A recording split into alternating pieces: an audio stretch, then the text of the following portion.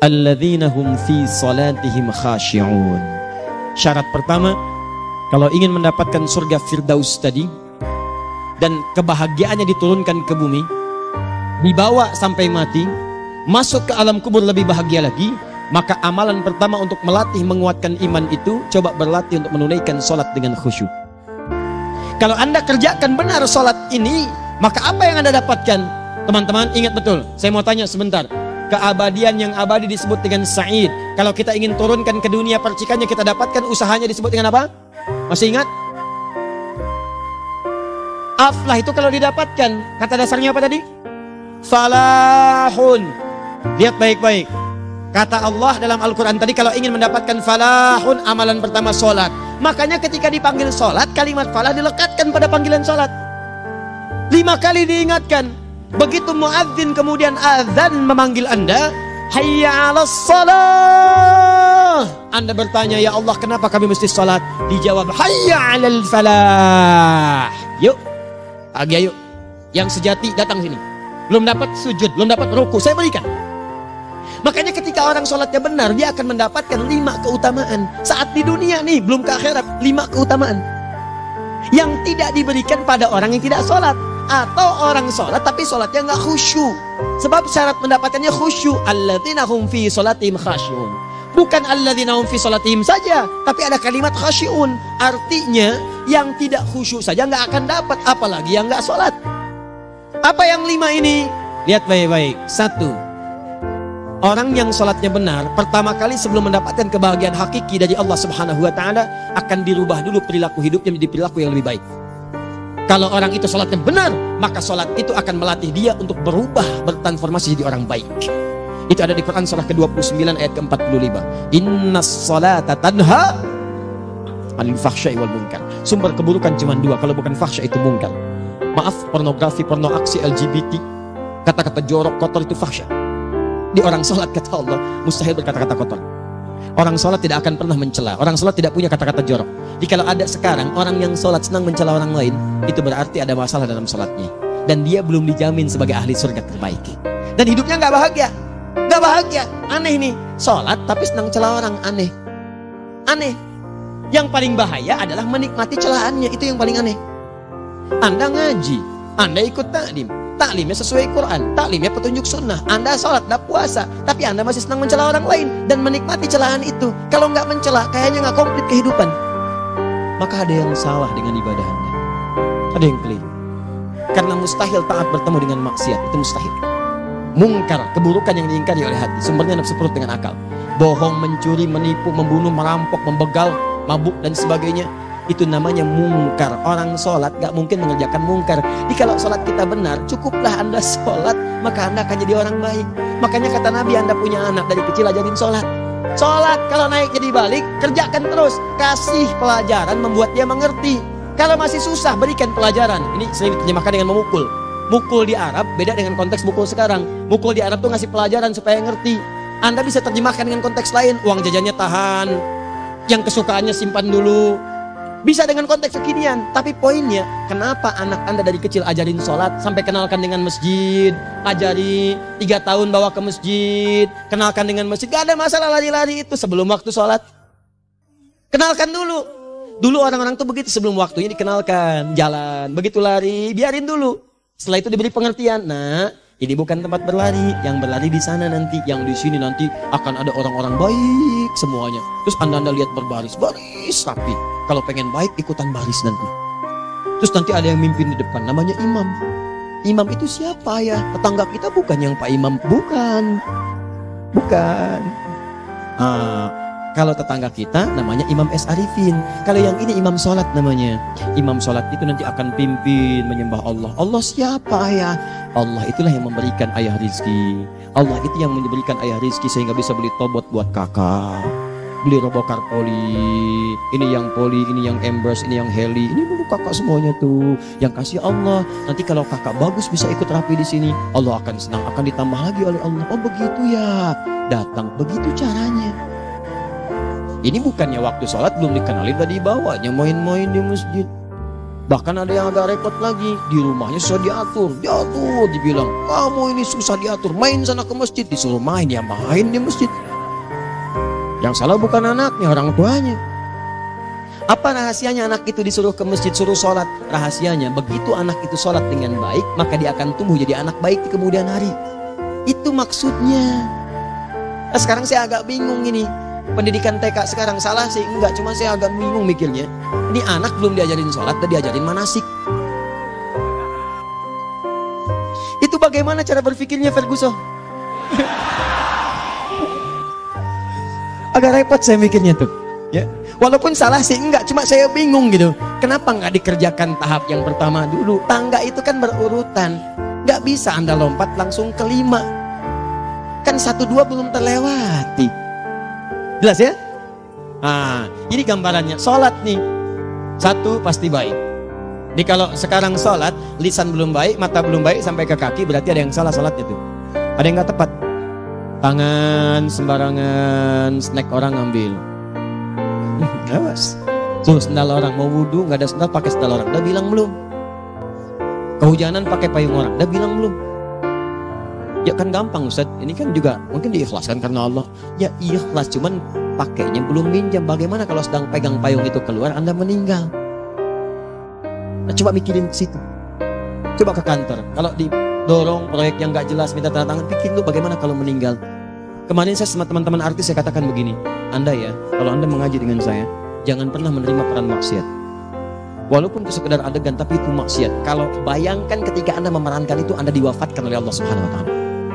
Maka demi Allah saya katakan tidak ada faedahnya Anda ngaji sekarang, ngaji besok. Ketika Anda menerima peran itu, Anda wafat dalam keadaan bermaksiat di hadapan Allah Subhanahu Wa Taala. Maka saya pun katakan pada Anda, ayo belajar yang betul, pahami, bangun sholat, belajar, dalami seperti orang tua kita dulu. Tinggalkan nyontek budaya yang nggak jelas. Rasakan ketika nyontek Anda wafat, apa yang Anda dapatkan? Di Libya itu kalau nyontek, di Libya ya, saya pernah sekolah di Libya, itu kalau nyontek di Libya aja dulu. Dan rekornya 100% ketahuan. Begitu sudah selesai, cuma jeda 2 jam, langsung ada panggilan. Si Fulan silahkan datang ke kantor. Apa yang disediakan di kantor sudah siap.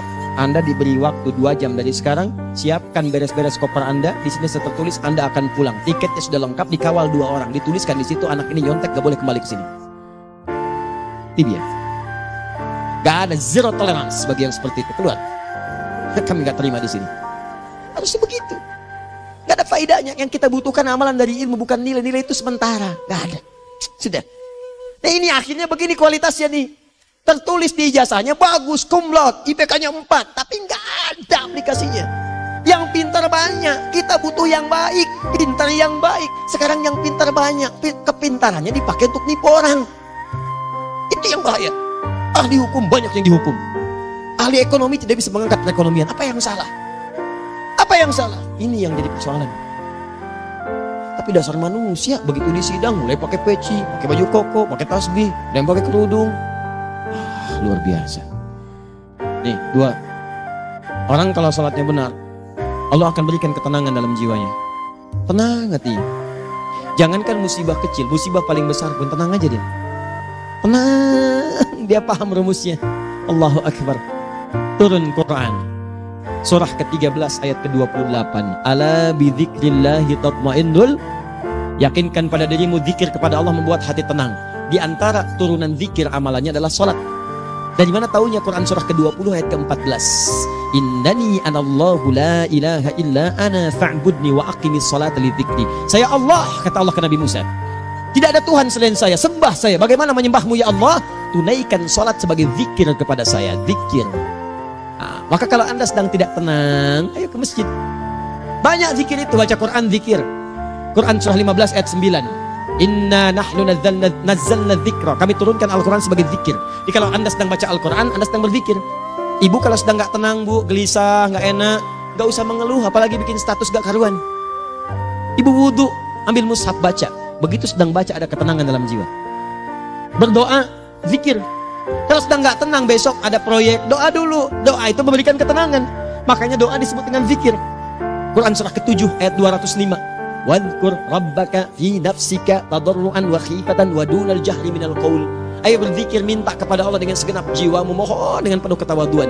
nanti ketenangan diberikan. Menghafal Quran, baca itu zikir.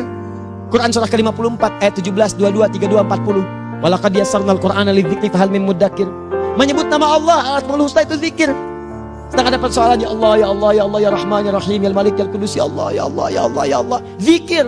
Dalilnya Quran surah kedua ayat 152. Fadhkuruni azkurkum. Sebut namaku, zikir. Aku pun akan mengingatmu. Gimana menyebutnya? Ditafsir di Quran surah 17. Ayat keberapa? 110. Qulid Allah awid Rahman ayyamma tad'u falahul asmaul husna. Sebut nama Allah. Itu menenteramkan pada jiwa. Sedangkan sholat gabungan dari semua zikir tadi. Bukankah dalam sholat Anda baca Al-Quran? Bukankah dalam sholat Anda menghafal Al-Quran? Bukankah dalam sholat Anda berdoa? Bukankah dalam sholat Anda istighfar? Anda mohon digabungkan semua itu. Amalan sholat menggabungkan semua jenis zikir. Masa Anda nggak tenang juga? Makanya sholat, jangankan sholat ya, tempat sholat itu yang menenangkan. Tempat sholat, tempat paling tenang di muka bumi. Kalau nggak percaya silahkan ya, Anda sebelum masuk ke Istiqomah ini, begitu Anda masuk kan perasaannya beda kan, lain. Silahkan cek, kalau cari ketenangan datang ke masjid, masuk wudhu, masuk sholat 2 rakaat tenang, dekat kipas angin, saking tenangnya plek ngantuk tidur, beneran enak. Makanya saat Ramadan kalau orang pengen cari ketenangan, lihat di perusahaan-perusahaan penuh tuh musola, tidur ya, mengamalkan hadis palsu. Ya, dia musoim ibadah, tidurnya orang puasa ibadah, hadis palsu. Nah, itu teman-teman, itu gambarannya. Tiga orang yang salatnya khusyuk benar, itu dijamin langsung oleh Allah Subhanahu Wa Taala akan dimudahkan semua urusan hidupnya, termasuk rezekinya. Ini yang saya katakan. Jadi saya katakan tadi, di akhirat ini, di surga, rezeki tinggal ngambil. Anda kalau benar sholatnya, itu langsung dijanjikan oleh Allah. Rezeki itu nggak perlu Anda banyak pikirkan. Ikhtiar sedikit, datang. Bahkan dari sisi yang tidak Anda duga. Apa dalilnya? Quran surah ke-65 ayat 2 dan 3. Ditafsir di Al-Baqarah ayat 2 dan 3. Wa may yattaqillaha yaj'al lahu makhraja. Ada orang yang meningkatkan takwanya kepada Allah, kami mudahkan urusan hidupnya. Setiap persoalannya diberikan jalan keluar, mudah. Solusi. Setiap ada problematika, ada solusi. Wa yarzuqhu min haitsu la yahtasib. Dan kalau dia ingin mendapatkan rezeki, bahkan kami kirimkan dari sisi yang tidak dia duga. Orang lain capek ini, datang lagi tawaran proyek, datang lagi. Utsman tuh masya Allah kayanya banyak, tapi yang paling dirindukan bukan saat mendapatkan peningkatan omsetnya, yaitu saat dia mendapatkan waktu khusus dengan Allah untuk sholat malam hari, sampai-sampainya sempat sholat tahajud sampai khatam Al-Quran. Abdurrahman bin Auf demikian, Tamim Ad-Dari demikian, sholat karena tahu sholat itu meningkatkan rizki, karena tahu kuncinya ada di situ. Allah yang punya rizki, disebut dengan Razak, pemilik rizki, maka saya harus punya hubungan dekat dengan Allah. Kalau sudah punya hubungan dekat, mau apa aja gampang. Belum minta udah diperhatikan. Silahkan cek, Anda punya hubungan baik dengan bos Anda di kantor, ya, sebelum Anda minta, beliau udah pikirin tuh, telepon bendahara, dia udah ngambil belum gajinya?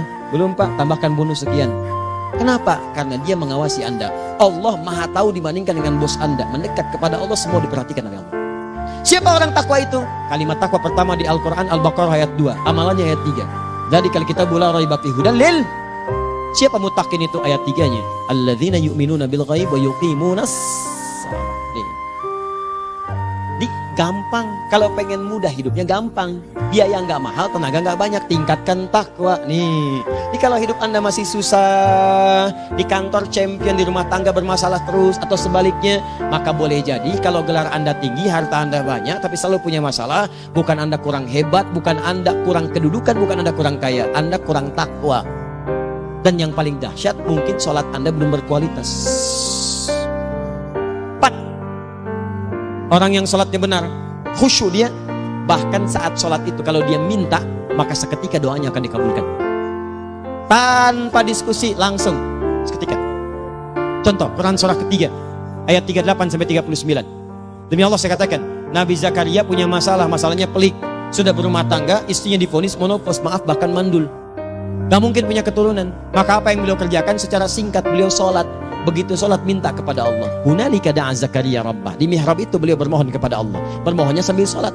Qala rabbi habli min ladunka dzurriyyatan thayyibah innaka sami'ud du'a. Ya Allah, mereka katakan saya nggak mungkin punya keturunan. Sekarang saya ingin katakan, ya Allah, saya hanya minta darimu saja, saya nggak akan dengarkan mereka. Ya Allah, mohon Engkau maha mendengar, ya Allah. Maha mendengar doa saya. Kalau kepada yang maha mendengar aja nggak mengabulkan, kepada siapa lagi saya mesti minta? Apa yang terjadi? Fanadatul malaikat wa huwa qa'imun yusalli fil mihrab. turun malaikat mengabarkan, sedangkan beliau masih sholat, belum selesai dalam sholatnya. Sholat khusyuk itu belum selesai sholat aja dikabulkan, doa sudah turun. Sholatnya belum selesai, doa sudah dikabulkan. Annallaha yubashshiruka bi Yahya. Allah kasih kabar gembira, doa kamu didengar, dikabulkan, kamu akan punya anak, namanya langsung dari Allah Yahya, artinya hidup yang mustahil menurut manusia. Lahir seorang dari rahim perempuan yang menepus dan mandul, bayi yang hidup, kata Allah nggak ada yang mustahil bagiku, jadi dan jadi dia. Berita baiknya, Nabi Zakaria sholat dikabulkan. Umat Nabi Muhammad sebelum sholat sudah ditunggu oleh Allah, mau minta apa, aku kabulkan sekarang. Hadisnya qudsi, saya bacakan. Hadatsana qala Rasulullah sallallahu alaihi wasallam, qala Allah azza wa jalla, qasamtu shalah baini wa baina abdi. Kata Allah, saya bagi dua ya, salat antara aku dengan hambaku. Wali abdi ma sa'ala. Kalau hambaku benar salatnya, aku berikan apapun yang dia minta sekarang. Idza qala al-abdu alhamdulillahi rabbil alamin. Bagian pertama, kalau hamba benar dibaca Al-Fatihahnya dari alhamdulillahi rabbil alamin, kalau Allah azza wa jalla dijawab oleh Allah, hamadani abdi, hambaku sedang memujiku. Wa idza qala ar-rahmanir rahim, jika hambaku berkata ar-rahmanir rahim, kalau Allah azza wa jalla asna alayya abdi, hambaku sedang menyanjungku. Wa idza qala maliki yaumiddin, kalau Allah azza wa jalla majjadani abdi, kalau hambaku mengatakan maliki yaumiddin, kata Allah, hambaku sedang mengagungkanku. Perhatikan sekarang.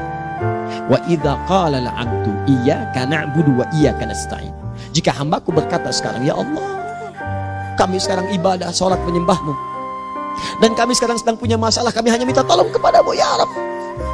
Apa jawabannya?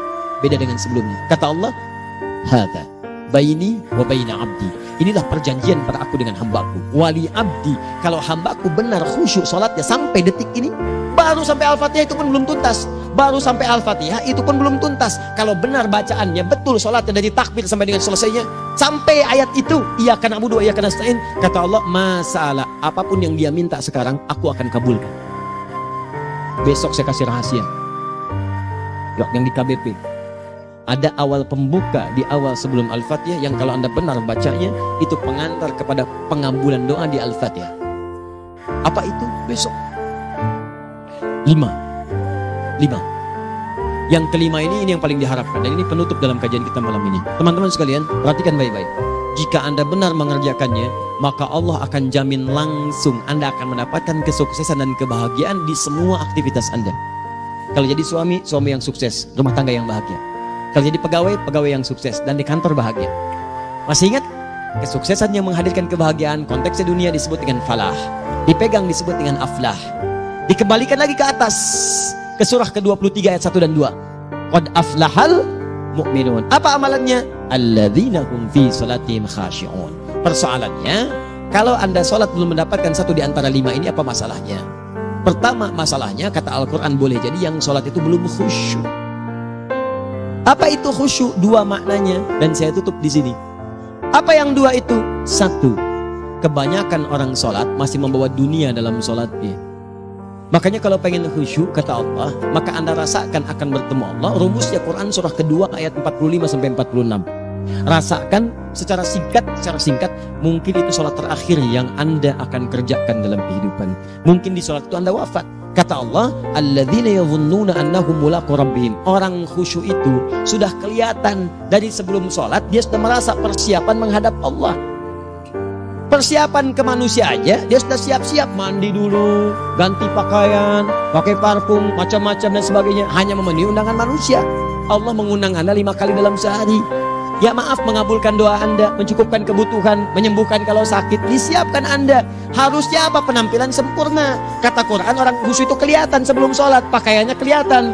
Quran surah 7 ayat 31, ya bani Adam khudzu zinatakum inda kulli masjid. Anak cucu Adam, kalau tiba panggilan dari masjid, kenakan pakaian terbaikmu. Di anak cucu Adam tuh kelihatan. Kalau orang khusyuk, begitu adzan kelihatan pakaiannya lain. Pakaiannya indah. Khudzu zinatakum, kenakan pakaian terbaikmu. Dipakai, bertemu Allah, bertemu manusia aja pakaian bagus-bagus. Ini aneh ya, ada orang salah ibadah aja, orang salah ibadah pakaiannya bagus-bagus. Lihat nih hari-hari tertentu, besok tuh orang mau ke tempat masing-masing tuh, ada yang pakai jas, pakai dasi, pakai batik, pakai kebaya, anaknya dibawa, dikuncir 2, bawa manisan macam-macam. Mau salah ibadah aja tampilan bagus, masa antum yang benar ibadahnya nggak bagus? Bedakan. Pakaian futsal, pakaian sholat, ganti dengan yang sholat. Ini gimana pakaian sholat pakai pakaian futsal? Depannya gambar Messi, belakang Ronaldo. Repot. Malaikatnya juga bilang, kamu salah baju, harusnya Luka Modric.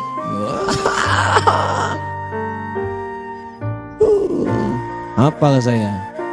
Nah, yang mau tanya apa? Mourinho dipecat, saya tahu. Lagi nganggur sekarang, ditawarin Benfica dia nggak terima. Sekarang jadi dia komentator di BeIN Sport. Nanti sebentar lagi dia akan komentar di laga Saudi dengan Qatar dan komentar laga Arsenal dengan itu. Digantikan oleh Solskjaer. Dia super sub dulu. Ya, super sub. Ya, the baby assassin, ya pembunuh yang berwajah baby face. Masuknya di akhir-akhir, gol. Sekarang melatih dia 5 kali kemenangan, belum kalah sama sekali. Saya hafal itu. Tapi masih di urutan ke-6, tapi jaraknya ke yang keempat itu tinggal 3 poin lagi. Hafal saya. Liverpool tahu cuma 4 poin sekarang bedanya, kemarin 7 kalah 2-1 sama Manchester City. Walaupun banyak analisis yang menyebutkan mungkin itu diberikan saja gitu kan, karena ada yang lain-lain. Hafal kedua Manchester City. Hafal saya. Ayo mau tanya apa lagi? Tottenham Hotspur bawahnya, ada Chelsea, ada Arsenal, baru kemudian Manchester United. Liga Italia, wah udah gak kekejar Juventus. Ya, apa lagi? Dan seterusnya lah. Gak ada ujungnya bahas yang begituan. Jelas ya? Maksud saya, Anda tanya itu saya jawab. Tapi tidak menghilangkan ibadah kita yang lain. Dan apa ruginya? Ya tahajud dah. Apa yang bisa dikerjakan besok, lihat besok. Ya kan tahajud kan yang bisa besok. Ada orang tahajud jam 10 pagi? Gak ada. Lebih baik Anda kerjakan malam tahajud. Yang tidak bisa dilihat malam, bisa dilihat besok. Cara berpikirnya bagaimana kalau besok meninggal? Gak kesampaian teman-teman sekalian. Gak kesampaian. Nah maka dari itu, Anda kalau mau ada panggilan sholat, siap-siap baju yang bagus. Itu sempurnakan. Anda panggilan orang mandi, panggilan Allah. Buka Quran surah 5 ayat 6. Sempurnakan wudhu. Ya ayyuhalladzina amanu idza qumtum ila sholati faghsilu wujuhakum. Wudhu yang baik. Berpakaian yang rapi. Kenapa? Karena boleh jadi saat dipanggil Anda wafat saat itu. Maka wafat Anda dalam keadaan yang suci, dengan keadaan tobat, dengan pakaian terindah pada saat itu. Yang kedua, maaf, orang-orang kurang khusyuk itu saya tutup. Yang kedua itu karena kebanyakan orang sholat tidak paham, tidak mengerti apa yang dibaca dan dilakukan dalam sholatnya. Jujur pada diri sendiri, jawab pada diri Anda. Sampai sekarang Anda sholat, berapa persen bacaan sholat yang Anda pahami? Jangan-jangan selama ini Anda sholat ribuan kali sujud, ribuan kali ruku. Gak ada yang paham yang dibaca. Sekian persen yang paham, bagaimana sholat Anda bisa khusyuk? Pekerjaan Anda dipahami, urusan akhirat Anda gak dipahami. Di mana cara berpikirnya? Aku yang bagaimana atau engkau yang harus bagaimana? Ya, coba berubah. Nah ini baru satu amalan, belum yang lainnya. Ada 5 amalan lagi yang kalau kita bisa turunkan itu, selain sholat yang khusyuk, maka jaminan tadi akan datang. Baru sholat khusyuk aja 5 datang, apalagi ditambah dengan 5 amalan lainnya lagi. Demi Allah saya katakan, dunia kecil sekali, gak ada nilainya. Akhirat aja enak, nikmat. Saya ketemu Ustaz Arifin beberapa waktu lalu, dan kita doakan semoga Allah berikan kesembuhan, kesehatan. Saya datang, biasa kita ada berdoa, duduk. Bang istirahat, Mbak Putu istirahat, umat tidak nunggu. Dah, gak usah mikir yang lain, karena beliau cerita masjid, cerita zikr, kita malah, ya insya Allah. Ditipin ini, ditipin itu, dan seterusnya. Dan yang paling indah adalah, bang, kita saling panggil weekend. Nikmat. Gak ada yang senikmat ini. Zikir. Allah, doa. Nah bayangkan, sakit tapi masih nikmat gitu. Nikmat. Iya bang, saya paham. Istirahat dulu. Banyakkan nanti orang jengkuk. Saya pamit dulu ya, supaya bisa istirahat, supaya tenang. Lama kita pegangan tangan, ngobrol, saling mendoakan. Itu nikmat. Dan cara berpikirnya kalau sudah pakai iman, semua nikmat. Ada uang nikmat, gak ada uang nikmat, sakit nikmat. Karena cara berpikirnya lain. Nanti kita bertemu lagi, saya terangkan pada Anda, dan saya contohkan satu kisah. Bahkan ketika ada orang yang diuji Allah dengan ujian yang sangat luar biasa, yang menurut sementara orang itu ujian sangat luar biasa menggetarkan jiwanya dan susah untuk bertahan, tapi orang ini nikmat saja menjalaninya. Nikmat. Ada yang di rumah tangga, ada yang di macam-macam. Contohnya banyak. Satu contoh saya berikan di malam ini. Sekali suami istri, wah luar biasa. Istrinya itu cerewetnya pak, bukan cuma cerewet, keselin bagi suaminya. Maaf bu ya, bukan ibu maksudnya. Jadi semua yang dikerjakan suami salah. Pengen mangga, ayah kalau kita sekarang dibeli mangga. Kenapa mangga yang ini? Si pengennya mangga yang lain. Belikan mangga. Kenapa beli mangga aja? Jeruknya mana? Jeruk. Semua. Pokoknya semua yang kerjakan suami salah. Tapi suami tidak pernah mengeluh. Ini kerjakan, itu kerjakan. Satu kali, perhatikan cara memandangnya. Ketika iman sudah masuk ke dalam jiwa, kata temannya, akhi, istri kamu ini begini, nyusahin kamu. Kenapa kamu gak cari yang lain? Kan gampang ada syariat. Udah pisahin aja cari yang lain. Kamu tenang ibadah. Apa jawabannya? Hey, Allah sudah turunkan surga ke saya lewat dia. Kenapa kamu meminta saya untuk menjauhinya dan meninggalkan surga saya? Ini cara melihat dia. Bukankah ketika ada berbagai keluhan saya sabar? Bukankah sabar mendekatkan saya ke surga? Allah kirimkan tipikal istri seperti ini supaya mendekatkan saya ke surga. Dengan itu kan saya banyak pahala. Saya sabar, pahala banyak. Sudah Allah berikan pahala kepada saya. Kamu malah nyuruh saya untuk berpisah dengan pahala itu. Perhatikan cara berpikirnya. Indah. Kalau rumah tangga seperti ini semuanya enak gitu. Suaminya biasa-biasa, istrinya cantik, luar biasa. Begitu berdandan kelihatan kata suaminya, Masya Allah, wajahnya tak berpaling, mata tak berkedip. Kata istrinya, ya zauji madhabik, sayang kamu kenapa? Wallahi syakiran lillah bihadari. Demi Allah, aku bersyukur mendapatkan istri secantik kamu. Kata istrinya, nahnu fil jannah zauji, kita berdua di surga. Kata suaminya, kok bisa begitu jawabanmu? Iya, kamu bersyukur dengan keadaanku, aku bersabar dengan keadaanmu. Catat. Bukankah orang syukur dan sabar di surga? Tuh lihat, canda-canda orang-orang soleh itu begitu. Nikmat ketawa walaupun nyelekit di hati. Cuman bawaannya enak gitu. Nah, nanti itu ada tuh, nanti saya turunin tuh. Yang di rumah tangga, yang ini, yang itu nanti. Kapan? Pertemuan berikutnya. Jadi kita cukupkan dulu di malam ini apa yang kita pelajari supaya nanti gak terlampau banyak kita dapat materi, cuma sayang sedikit mengamalkan. Saya sudah tuangkan di sini, banyak saya tuliskan termasuk di keluarga, di macam-macam. Ini saya tulis tapi silahkan Anda baca, kalau ada manfaat silahkan dapatkan, kalau ada yang kurang silahkan sampaikan untuk dikoreksi. Semoga Allah muliakan kita semua insya Allah. Sekali lagi, perbaiki hidup, jangan banyak mainnya, dan sudah jangan banyak membuang dengan yang sia-sia apapun yang dihadapi. Sekali lagi, tolong jaga kondusivitas, bantu negara kita, ketertiban, keamanan. Kalau saya menyampaikan sesuatu ada singgungan dengan yang kekinian, itu maksudnya koreksi masukan-masukan supaya diperbaiki. Tapi tetap dalam urusan pemilihan kita punya pilihan masing-masing yang tidak boleh dipaksakan. Jelas ya? Baik. Jadi, saya sampaikan sekali lagi.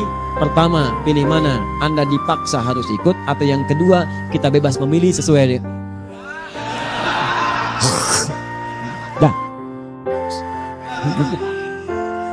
Sudah ya.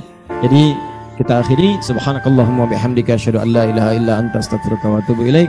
Wa akhiru da'wan alhamdulillahirabbil alamin. Berjumpa besok sesi terakhir fikih ikhtilaf di Masjid Ar-Rahman Kota Baru Parahyangan. Assalamualaikum warahmatullahi wabarakatuh.